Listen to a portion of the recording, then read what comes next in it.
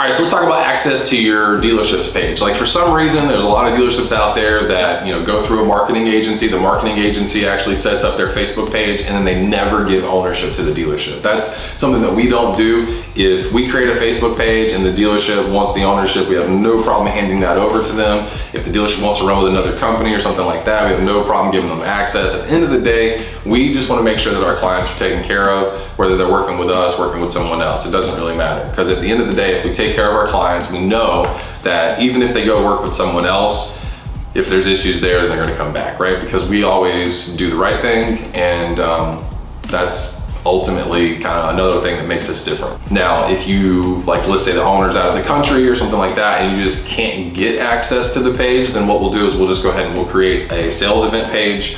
We'll go ahead and give everyone at the dealership that needs access, we'll give them the access to the page. And if we need to, we can, like I said, we can transfer that ownership once the event's kicked off.